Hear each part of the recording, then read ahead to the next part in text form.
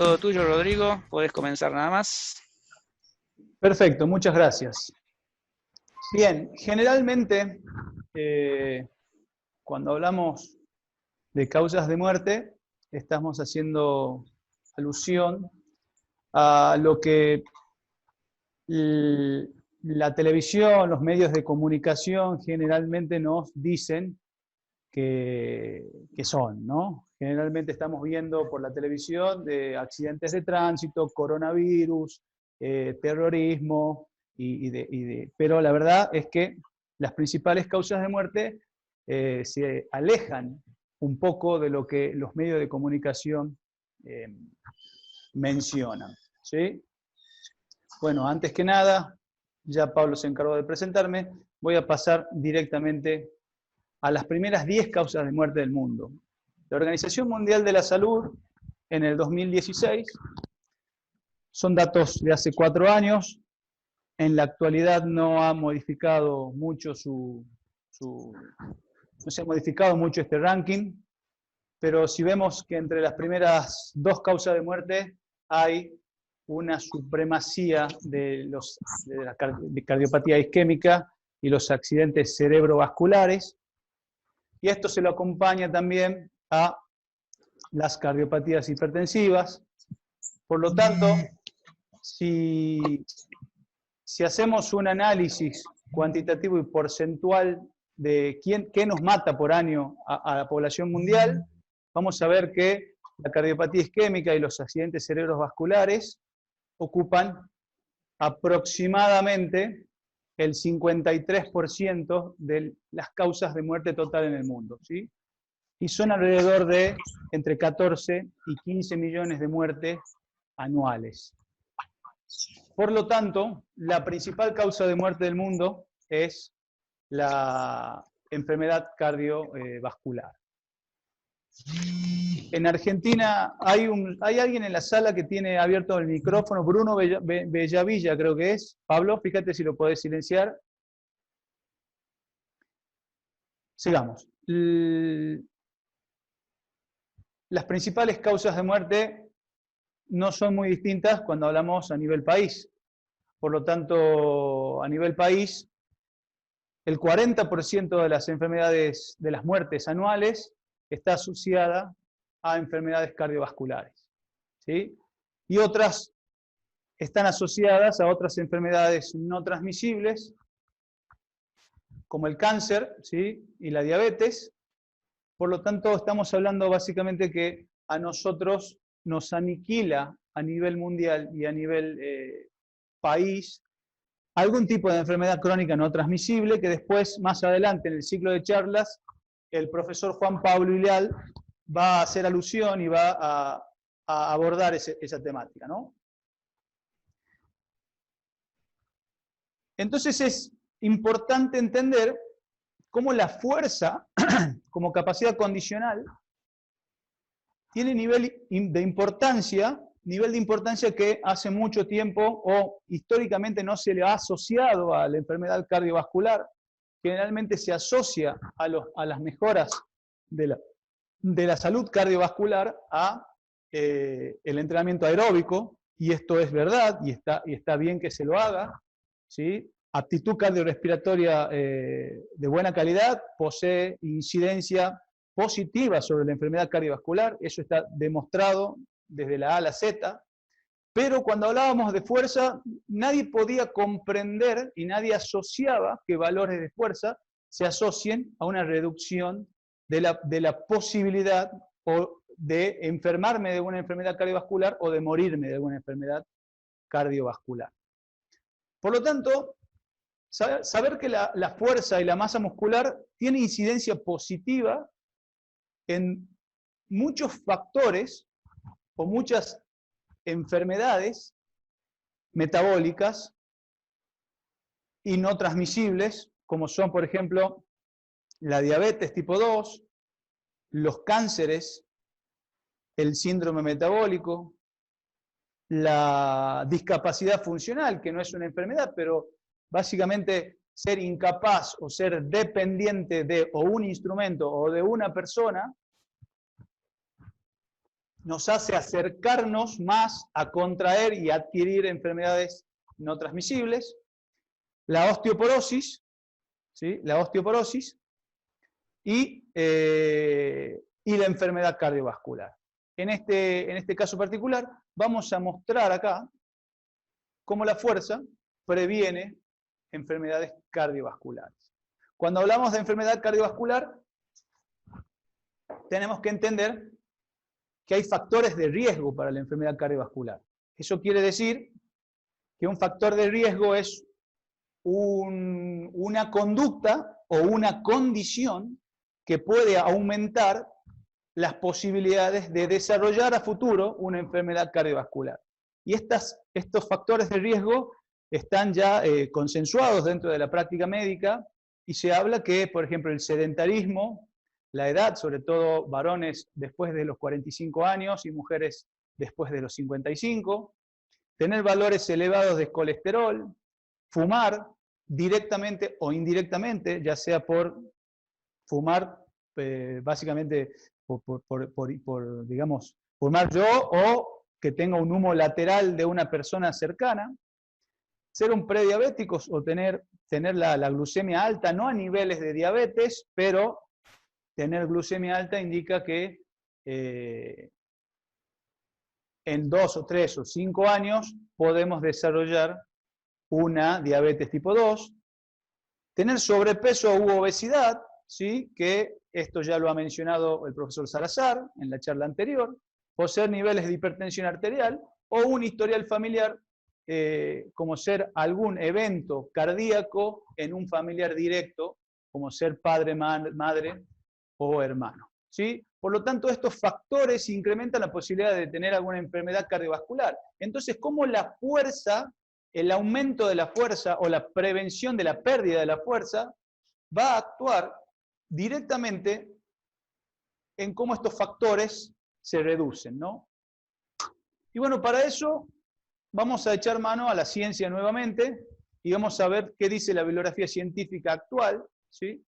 Kim, en el 2015, tuvo como objetivo examinar la asociación entre la masa muscular relativa y 9 de estos factores de riesgo para la enfermedad cardiovascular y la diabetes. Lo que hizo Kim fue tomar datos de la Encuesta Nacional de Exámenes de la Salud y Nutrición Americana entre el año 1999 y 2004.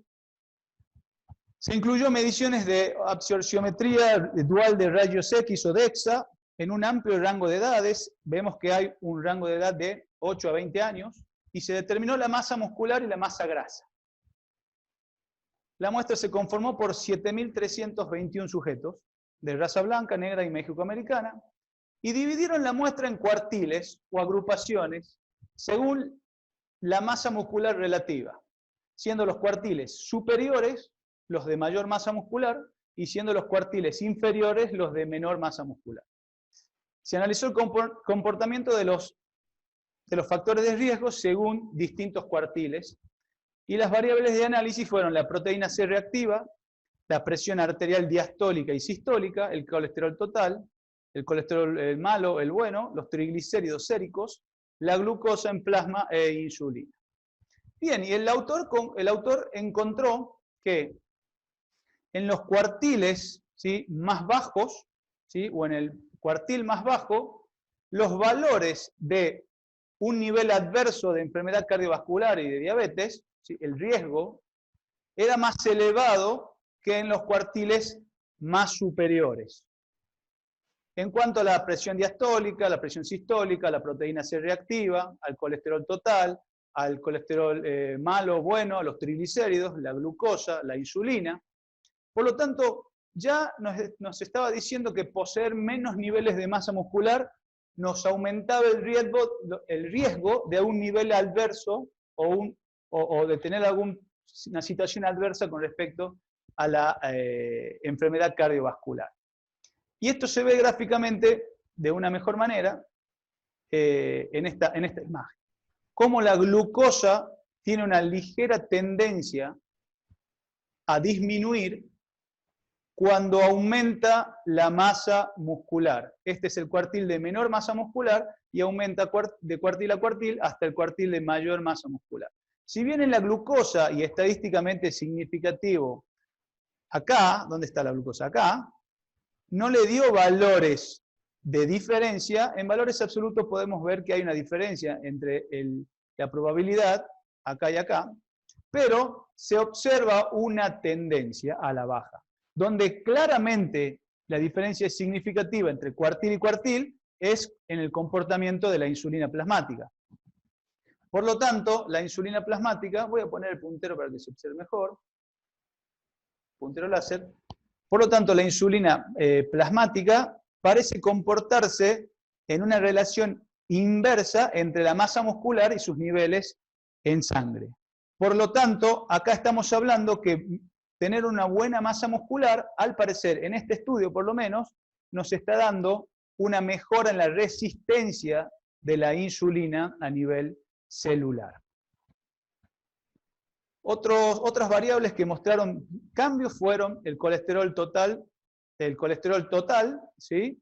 Y el colesterol malo, con una tendencia también a la baja. Y otros valores que mostraron también un cambio significativo fueron los triglicéridos y el colesterol bueno.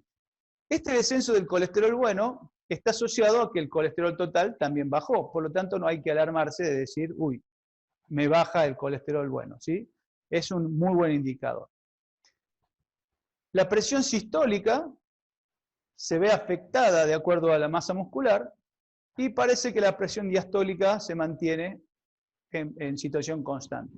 Donde hay una clara diferencia es en la proteína C reactiva.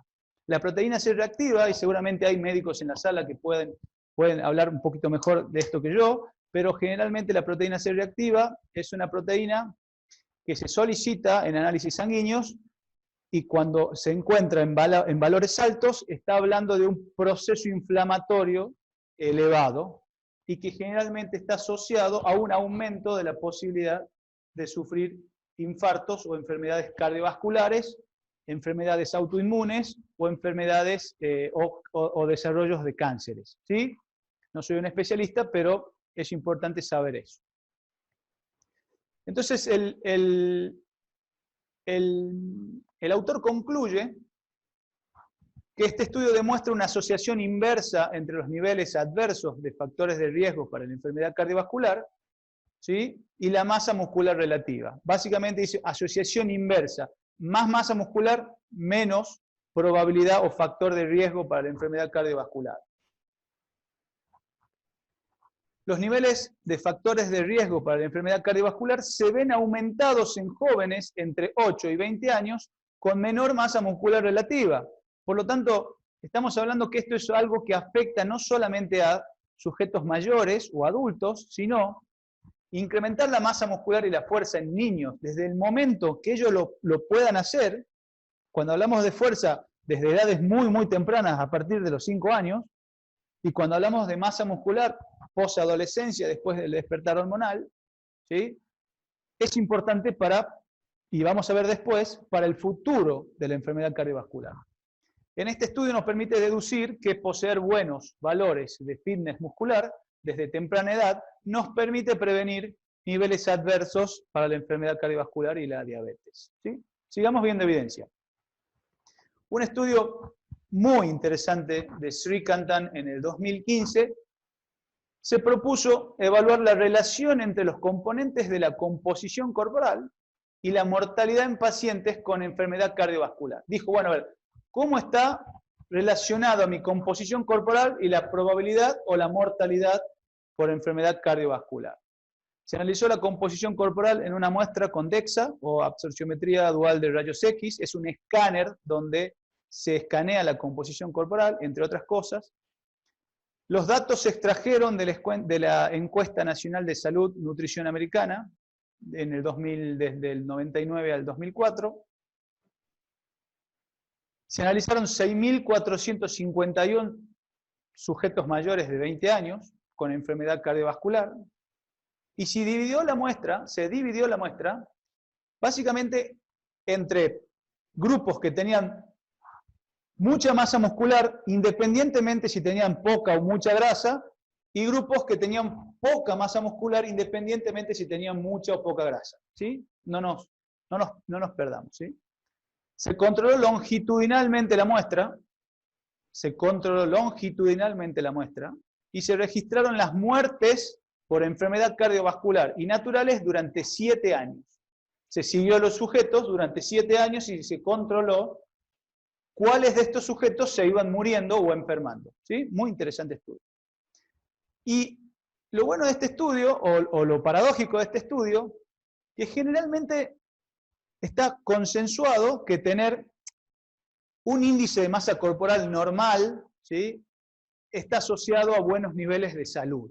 ¿Sí? Es normal decir, cuando divido el peso corporal sobre la talla al cuadrado, me da un indicador de salud de 20 a 25, estoy en un peso normal. ¿Sí? Y eso estuvo mucho tiempo asociado a buenos niveles de salud. Pero en este estudio, al dividirlo por cuartiles, el cuartil más bajo representado por el cuartil número 1 y el cuartil más alto representado por el número 4, le dio que poseer bajos niveles de índice de masa corporal, o sea, bajos niveles o normal, aumentaba la posibilidad de morir en una tasa de mortalidad cada 10.000 sujetos. Entonces se vio que sujetos con índice de masa corporal normal se morían más. Cuando analizaron la grasa troncal, se vio también que sujetos con mayor o con menor grasa troncal o abdominal se morían menos.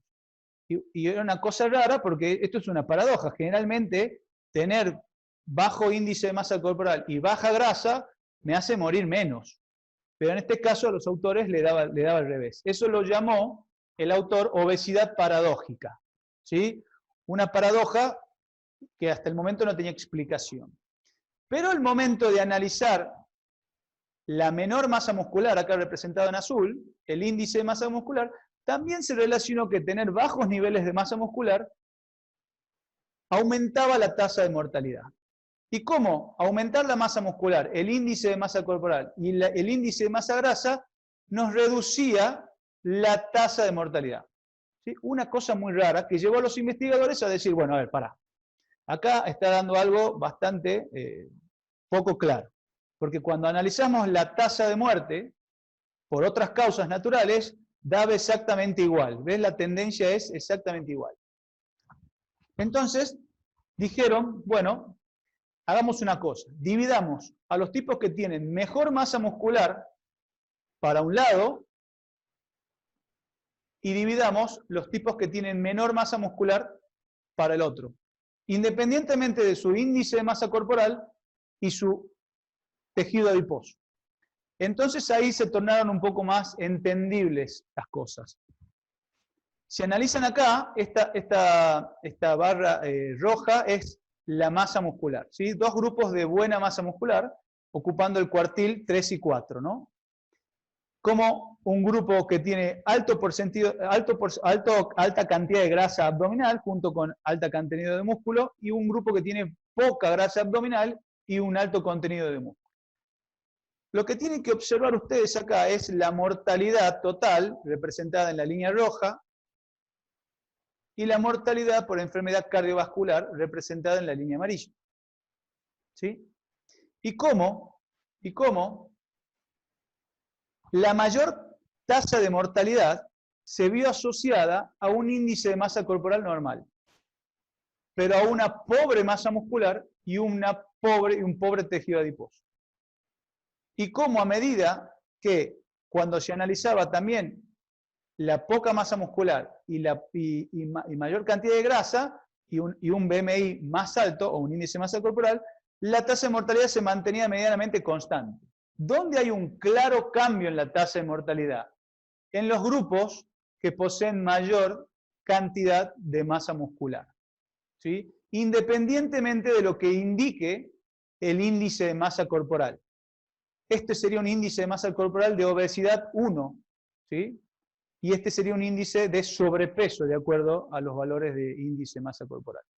Por lo tanto, el autor concluyó, bueno, no me quiero acercar, por lo tanto el autor determinó este índice de supervivencia y dijo, bueno, la probabilidad que acá se demuestra en la reducción, cuando va para abajo se aumenta la posibilidad de enfermedad cardiovascular. Nos está diciendo que los grupos, acá representados por el negro y el verde, los grupos que mayor masa muscular tienen, independientemente de su tejido graso, se mueren menos. ¿Y quién se mueren más? Las personas que tienen poca masa muscular, independientemente de la grasa. Y cuando se analiza todas las otras causas de muerte natural, esto se ve más acrecentado todavía. ¿Sí? Tener masa muscular o tener buen fitness de masa muscular nos protege de la muerte, ¿no? Entonces concluye el autor que la obesidad paradójica está relacionada con altos valores de índice de masa corporal, altos niveles de grasa troncal, pero bajos niveles de probabilidad de muerte. En este estudio se concluye que el efecto protector de la masa muscular es lo que explica esta paradoja.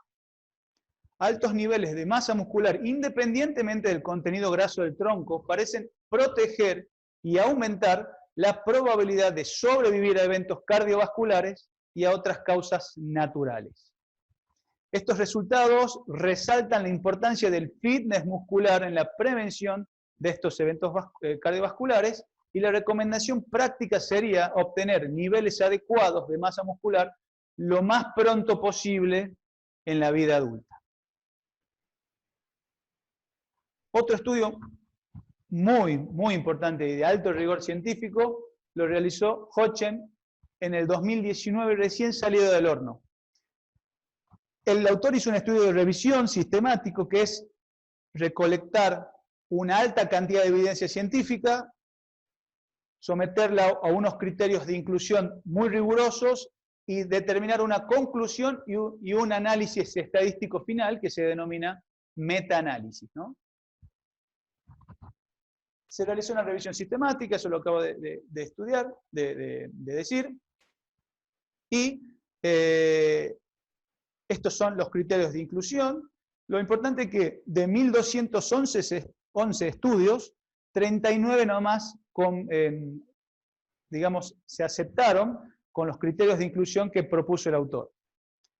Y los niveles de participantes incluidos fueron 39.852 sujetos. Una N importante. Básicamente lo que concluye este estudio es que tener niveles pobres de fuerza incrementa el riesgo, acá ven que dice mayor riesgo, todo lo que está de la línea esta azul hacia la derecha es un incremento en el riesgo de padecer cáncer, EPOC, enfermedad renal, pacientes críticos, enfermedad metabólica y vascular. O sea, tener bajos niveles de fuerza aumentan la posibilidad de contraer estas enfermedades. Pero ¿cómo mejorando muy poco la fuerza, solamente 5 kilos, esta reducción de la probabilidad es marcada? ¿Sí?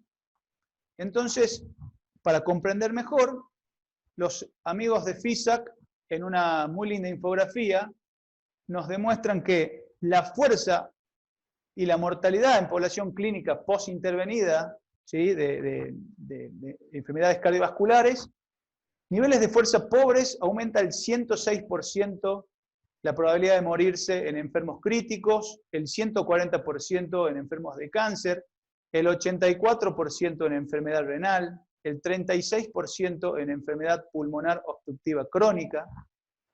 Y cómo aumentando solamente la fuerza en 5 kilogramos, la reducción en la mortalidad se ve marcada en un 28% por todas las causas de muerte, en un 22% en los pacientes que están en estado crítico, 18% en aquellos pacientes renales, y lo que le quería mostrar es la reducción marcada en enfermedad cardiovascular y metabólica, y el aumento de la probabilidad de morirse cuando la fuerza es baja. Hay un 64% de incremento en la probabilidad de morirse y de enfermarse cardiovascularmente cuando poseemos bajos niveles de fuerza. ¿Sí? Y cómo esto se modifica cuando aumento la fuerza, se ve modificada o se ve reducida en un 48%, al menos en este estudio de revisión sistemática de muy alta rigurosidad. Por lo tanto, el autor concluye que la fuerza muscular está inversamente asociada con el riesgo de mortalidad en diversas enfermedades agudas y crónicas y debe usarse en entornos clínicos para mejorar la predicción del riesgo y el manejo del paciente. Incluso pequeñas diferencias en los niveles de fuerza, por ejemplo, aumentar 5 kilos, pueden afectar considerablemente la mortalidad en varios grupos de pacientes. Investigaciones futuras deberían centrarse en desarrollar puntos de corte, ¿sí? ¿Cuánto es el valor mínimo de fuerza para que no me enferme o me muera, ¿no? Validados para diagnosticar los bajos niveles de fuerza y su valor predictivo en enfermedad y supervivencia, ¿sí? Un trabajo muy importante donde asocia cambios muy chiquititos en la fuerza a reducciones muy importantes. Otro estudio de Liu en el 2018 asoció, ¿sí? Asoció el entrenamiento de sobrecarga. Ya hablamos de un método, ¿sí? No de la fuerza. Hablamos de un método, como es la sobrecarga, que puede utilizar un medio, como son las pesas, un medio, como son las bandas, un medio, ¿sí?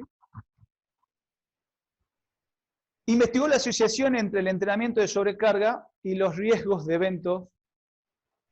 eventos, morbilidad y muertes por enfermedad cardiovascular. Y otras causas de muerte natural, ¿sí? Aislando exclusivamente los resultados por entrenamiento de la sobrecarga. Eso quiere decir que había estudios donde hacían entrenamiento concurrente de aeróbico y de fuerza. Este estudio aisló pura y exclusivamente los resultados al entrenamiento de la fuerza. Los datos se extrajeron del estudio longitudinal de centros aeróbicos, ¿sí? De la clínica Cooper de Dallas, una clínica muy prestigiosa. Se extrajeron por medio de cuestionarios, después lo ven bien ustedes. También se determinó la frecuencia y la duración de las sesiones de sobrecarga y se incluyó para el análisis sujetos que hayan realizado al menos 2 exámenes clínicos entre los 87 y el 2006. Y los sujetos de estudio fueron 12.591 entre 18 y 89 años de edad, con una media de edad de 47 años. Se realizó un seguimiento longitudinal de eventos, morbilidad y mortalidad durante en promedio 5 a 10 años, según el caso. O sea, el estudio fue realizado longitudinalmente y se controló la tasa de mortalidad en estos sujetos. Bien, básicamente lo que dice este estudio es que si nosotros consideramos acá la frecuencia semanal del entrenamiento con sobrecarga y el volumen en horas, ¿sí?, del entrenamiento con sobrecarga, y esta línea roja que está acá representa hacia abajo la reducción de la mortalidad de los eventos cardiovasculares, y este sector rojo representa el incremento de la posibilidad de evento cardiovascular. Vemos que el autor acá dice que alrededor de 2 veces por semana se mostró la reducción más significativa en eventos cardiovasculares. Eso quiere decir que el autor, según lo que ha investigado, 2 entrenamientos semanales sería lo que más reduce el evento cardiovascular futuro. Y cuando analizan el volumen semanal para estos eventos cardiovasculares, la reducción más significativa estuvo alrededor de 1 hora y media a la semana completa, ¿sí? Muy interesante esta conclusión. También analizó la morbilidad o la posibilidad de enfermar por alguna enfermedad cardiovascular, por la cual se determinó que las 2 veces por semana también era lo adecuado cuando se hablaba de posibilidad de enfermar por una enfermedad cardiovascular, y no está muy claro el volumen semanal, por lo menos en este estudio. Y cuando se analiza todas las otras causas de muerte, ¿sí?, vemos que también hay una reducción significativa cuando entreno sobrecarga, alrededor de 2 veces por semana, y acá el autor indica que entrenar entre 5 y 6 horas a la semana podría ser la clave para reducir todas las otras causas de muerte natural. ¿Sí? Una conclusión a la que llegan los resultados de este estudio. Por lo tanto, las conclusiones nos dicen que cantidad baja a moderada de ejercicio y sobrecarga se asocian con un riesgo reducido de evento cardiovascular no fatal y mortalidad por todas las causas, independientemente de la actividad aeróbica realizada. La máxima reducción de riesgo se encontró con 2 estímulos semanales y un volumen semanal de 1 hora y media a la semana. Cabe observar que una sola sesión, incluso de menos de 1 hora a la semana, de entrenamiento de fuerza, reduce el riesgo de evento cardiovascular y de mortalidad por cualquier otra causa. El autor destaca la posibilidad de que entrenar la fuerza con una alta frecuencia semanal 4 o más veces parece no tener beneficios adicionales e incluso podría llegar a ser contraproducente. Vimos cómo se comporta en forma de U la variable, ¿no? Voy a prender un poco las luces acá, que me estoy quedando en la oscuridad. Un segundito.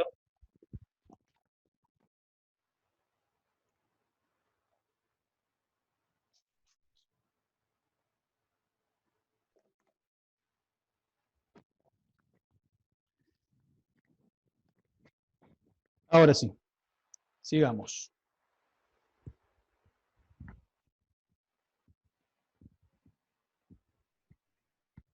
Muy bien.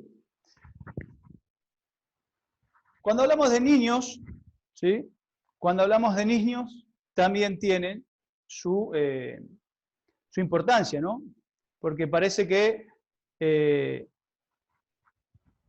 hablar de niños es como que están protegidos de todo y no tenemos un parámetro claro y no entendemos la importancia de trabajar a edad temprana ciertas cosas, ¿no? Entonces este estudio de García en el 2019, muy nuevito, tuvo como objetivo revisar mediante una revisión sistemática y un metaanálisis la actual evidencia para asociar prospectivamente el fitness muscular en la niñez y adolescencia en el estado de salud futura. Eso quiere decir cómo yo, trabajando a edades tempranas la fuerza y el fitness muscular, voy a incidir en la salud cardiovascular al futuro, ¿no? Vamos a ver qué dice. Bueno, estos fueron los criterios de inclusión. Los criterios de inclusión fueron estudios que se expongan a alguna variable medición de fitness muscular evaluada al inicio del estudio, o sea, previo, que hayan utilizado sujetos sanos entre los 3 y los 18 años, que sean estudios de corte prospectivos mayor a 1 año de seguimiento, algo muy importante. Y los parámetros de seguimiento fueron parámetros antropométricos y de adiposidad, parámetros cardiometabólicos, parámetros de salud ósea y parámetros músculo-esqueléticos. De 59 estudios, 30 seleccionados, incluyendo un total de 21.686 sujetos, varones y mujeres. El tiempo de seguimiento fue de 8, ¿sí? de 8 a 9 años promedio, y el estudio de mayor seguimiento fue uno de 27 años. Mucho tiempo. Vamos a ver lo que encontró. Básicamente el estudio encontró, entre muchos datos estadísticos, que era muy tedioso ponerlo, pero el estudio encontró que mayores niveles de fitness muscular, evaluados por diversos tests que el estudio demuestra, está asociado a una salud futura de la siguiente manera.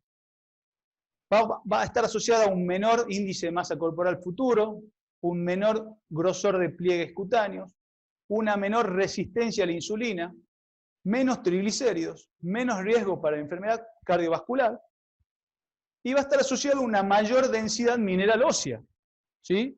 Obviamente va a estar asociado a una estructura ósea mucho más compacta y sólida y resistente. Por lo tanto, este estudio demuestra que una moderada a larga relación, ¿sí? entre el fitness muscular en niños y adolescentes para futuros niveles de índice de masa corporal y todas las variables que acabo de nombrar, y se recomienda la detección temprana de bajos niveles de fitness muscular para poder actuar a tiempo en las posibles patologías que se pueda desarrollar. Básicamente, lo que acabamos de mostrar, y ya en modo de resumen, que he mostrado evidencia muy importante de alto rigor científico, hablamos de revisiones sistemáticas y metaanálisis, de un alto nivel de N, o sea, estudios hechos con mucha población, que la mejora cardiovascular está asociada no solamente a personas mayores, sino que la mejoría de la masa muscular y de la fuerza a edades tempranas también es importante. Y hemos también puesto en escena de que la salud cardiovascular no está solamente asociada al entrenamiento aeróbico, sino que está asociada también al entrenamiento de la fuerza. Por lo tanto, una muy buena estrategia sería combinar ambos ejercicios a lo largo de la vida. Yo tenía un profesor que decía, hay que hacer aeróbico y fuerza, nada más. O sea, uno puede echar mano a otras capacidades condicionales, pero estas están asociadas literalmente a la relación de la mortalidad futura. Eso quiere decir que si te vas a morir de algo, va a ser o de una enfermedad cardiovascular, o de un cáncer, o de algo relacionado con alguna enfermedad crónica no transmisible, y tanto el entrenamiento aeróbico, bien prescripto, y el entrenamiento de la fuerza, bien prescripto, tienen incidencia directa sobre esas enfermedades. Así que, bueno, espero que haya servido, espero que se haya entendido. Algunas veces es difícil explicar datos estadísticos de una manera amena y una manera que no aburra, pero espero haber sido clarito y espero haber dejado bien en claro la importancia de la fuerza y de la masa muscular en la prevención de enfermedades cardiovasculares. Bueno, muchas gracias. Pablo, ¿estás ahí?